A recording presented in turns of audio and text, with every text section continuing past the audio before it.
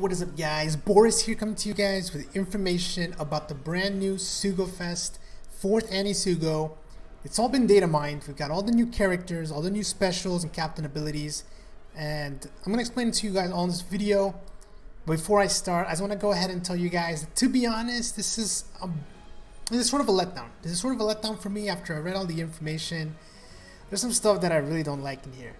But at the same time, there's some pretty cool stuff that I do like. So let's go ahead and look over everything that you can expect in this upcoming Sugofest for OPTC JP. So let's go ahead and get started. So here we go, guys. 4th Annie Sugofest. As you can see, we have a brand new Gear 4 Luffy and a brand new Legend Nami. Now, why is this not really that exciting? Is because we didn't really expect this. We were hoping for Big Mom and her crew. We were hoping for Katakuri, hoping for Cracker, but unfortunately we just got more Straw Hats. And at this point, there's so many Straw Hats that it just sucks to get a potentially powerful legend like Luffy, because then that means you can't really run him with Luffy Ace. You can't run him with Gear 4. You can't run him with Coliseum Luffy. There's so many Straw Hats that you can't really put them on the same team. So it makes it kind of difficult, you know. I just pulled Luffy Ace, and I have a really good time with him. So that means that if I manage to pull this guy, I won't be able to put him on the same team. And Nami's nice. At least we got a Legend Nami. So let's go ahead and no more stalling.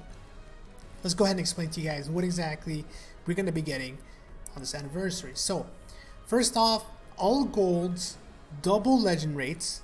Pretty good start.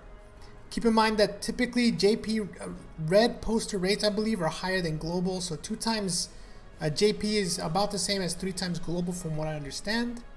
Also, these new characters are going to be boosted on the Eustace Kid post-time skip Coliseum. That's going to be coming out soon. And on top of that, all the new characters will be boosted for the upcoming Big Mom Treasure Mode. They're going to be about 1.35 for the Sanji, the Reiju, the Legend Nami, and the Legend Luffy. And the rest of the batch is going to be a 1.25 boost, which is pretty good, better than a 1.2. Also, the Reiju and the Sanji are limited to parts 2 and 3, so it's going to be divided up into 3 parts. And apparently, you can pull the previous limited characters, which I believe were the Shanks and the and someone else. Maybe, I don't remember who else, but you can pull maybe the Boa. I don't know if the images. We'll look up the images here in a second, but. Here we go, guys. This is what I don't like. This is what I do not like. Well, it's cool on the one hand, but at the same time, I'm seeing some stuff here that I don't like. So every 2 multis, you're guaranteed a red poster, which is good. It's pretty good on top of the 2 times legend rates. Now, as you can see here, there's some things on part 1. On the 4th one, it's guaranteed to be a Straw Hat.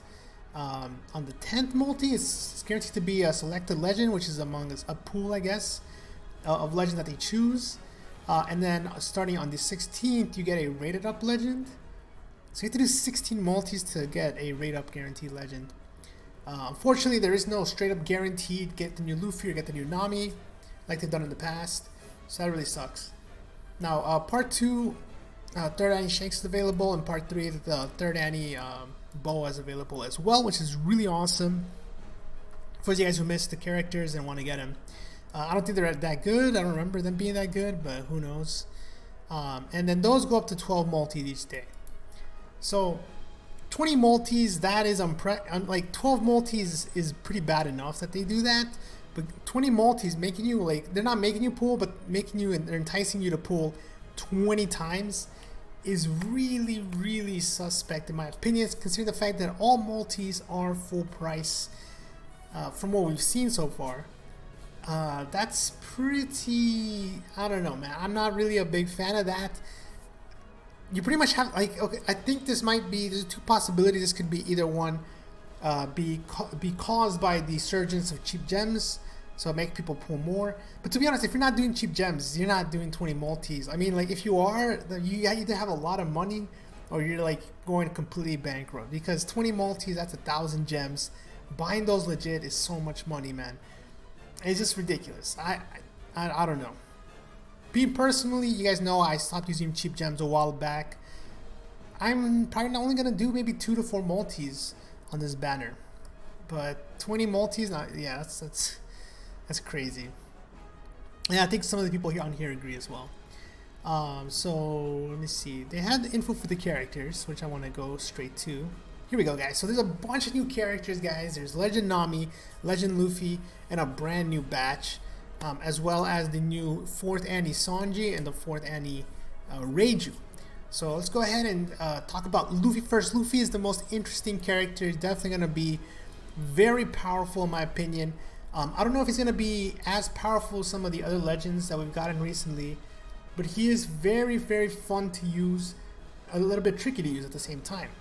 So what does he do? Well, he's a flat 3 times boost, 1.25 boost. He's a rainbow captain, really awesome.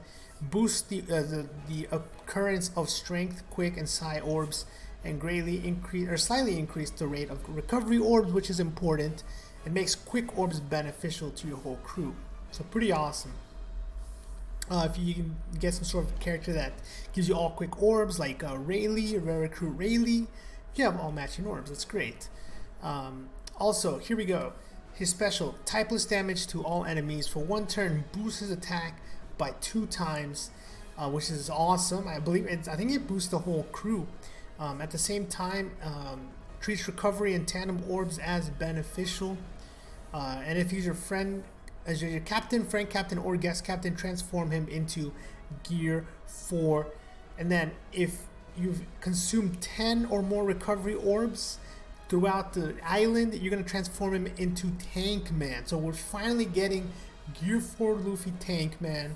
He is not going to be like Luffy 6 Plus, unfortunately. He's going to be his new legend. And Tankman's pretty interesting. Before I go into explaining what Tankman does, though, guess what? This character also can go into Gear 3 and into Gear 4 Boundman. So you start off as Gear 2, and then as you hit more perfects, you power up your bar, your meter, and you can use that meter to transform into either Gear 3 or into Gear 4. So let me go ahead and explain to you guys. So Gear 3 is what I just explained as base form, same captain effect. Gear 3 is an homage to the previous Gear 3, the original Gear 3. So you still have the HP boost, but you have to hit 2 perfects, but then you end up getting a 3.5 boost. So that I'm not really a fan of. You know, I don't like hitting my perfects, so get rid of that in my opinion.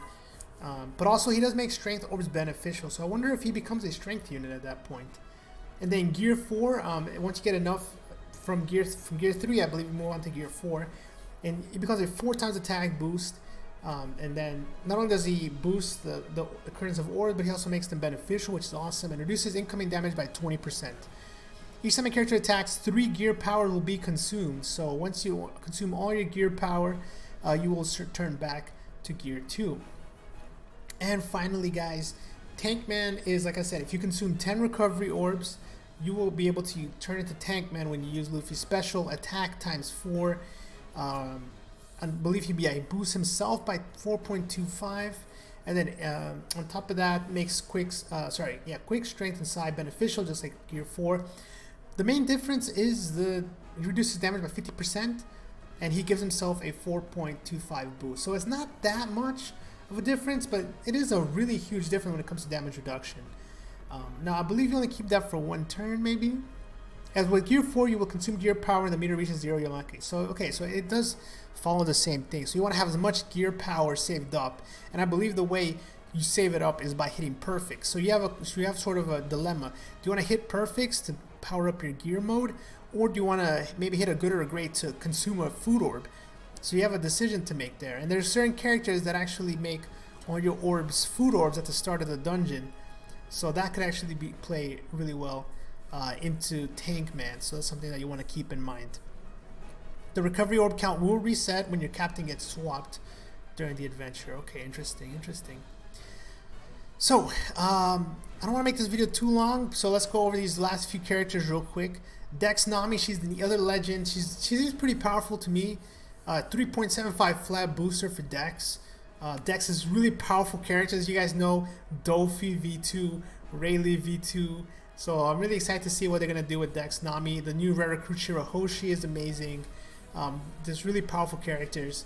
Dex characters will also treat strength and quick orb as beneficial. So again, that's great. And reduces cooldown by 1 at the start of the adventure. On top of that, if your captain is free spirit, driven, cerebral, or powerhouse, so any of the new classes, For 1 turn, boost color affinity by 1.75 and orbs by 2 times. So pretty interesting ability. I'm not too sure how. I'm just gonna say it's great. It's a great ability. It's a great ability. But again, you sort of already have Rayleigh V2 who boost orbs. You have some other units already that kind of do that. She's not. In my opinion, she's not a necessary leader. She's not gonna be someone who's gonna do something that no one else can. But it will be very powerful and definitely a good tool to have in your arsenal. Dex Sanji, he heals 3k, changes right orbs into matching, and for 1 turn boost the attack of Dex Quick and Int characters by 1.75. So overall, pretty decent for a for a 4th Annie unit. Quick Reiju heals all forms of poison, so she changes left orbs into matching, and for 1, so she turns Dex Quick and Psy. She boosts orbs for Dex Quick and Psy, and then Sanji boosts attack for Dex Quick and Int. So that's a little bit weird, but I can see them doing like a combo Dex Quick on a Dex/Quick team. Strength Brook. So the new Brook is pretty interesting. Does 20 times the attack, and then if your enemy has a delay protection or a debuff protector, changes block orbs into matching, and then boost color affinity. So he's a color affinity booster that you could run in a bunch of different teams, assuming that the boss does have some sort of delay or debuff protection. The Int Chopper reduces defense drastically, reduces 5 turns of damage threshold, and enrage. This is a utility unit. I love those. And then for 1 turn, treat Int, Psy, and Dex as beneficial. Add +6 to the chain multiplier. So he does a bunch of stuff. He's gonna be great. That character is gonna be really, really good. And then finally, the last 2 characters, Psy Carrot reduces 4 turns of paralysis and despair. 4 turns is a big amount. Delays all enemies by 1 turn. Changes all orbs to Psy orbs. So we have a lot of characters that do that already, but another one on to add to the list. And boost attack against the enemies with defense down by 1.75. So conditional booster, orb manipulator delays, and on top of that, reduces paralysis and despair. Pretty good. Has a lot of abilities. And finally, Quick Pedro. Cut the HP of an enemy by 10%. If the enemy has delay protection, debuff protection, boost attack, and orbs by 1.75. So awesome for those bosses that limit the amount of specials you can use, or as against a mini boss on Colosseum. And that's it. That's it. So let me know what you guys think about the new Gear 4. Are you guys gonna go all in? Are you guys, who's gonna do the 20 multis? In my opinion, like I said, if you're not doing cheap gems, I mean, I don't even know how you get the 20 multis. Personally, like I said, I haven't really done cheap gems in a while, and I don't plan on going back to them. So to me, this Sugofest is more like gonna be like a pass. I'm not really too excited about it. I'm gonna do my 2 to 4 multis. I'm gonna dip, and then maybe there's a part 2 Sugofest during anniversary, or maybe I just save for a future character that I'm really excited about. Like for instance, 6-star Brook would be nice. Maybe 6-star Nami, if it was the end of the arc, but that would go into manga spoilers. I can't really do anything like that. Maybe 6-star Carrot when she comes out, but again, that goes into manga spoilers. Jinbei V2, Katakuri, Cracker, Big Mom, a lot of these legends that I'm sort of more excited to pull for than another Luffy. And getting again Nami is nice, but not really something that I'm too interested in right now. Although I will say her art is, I can't show it in this video, I don't want to get demonetized, but her art is definitely very spicy. So that's it guys, thanks a lot for watching. Let me know what your thoughts are down below. Until next time guys, peace.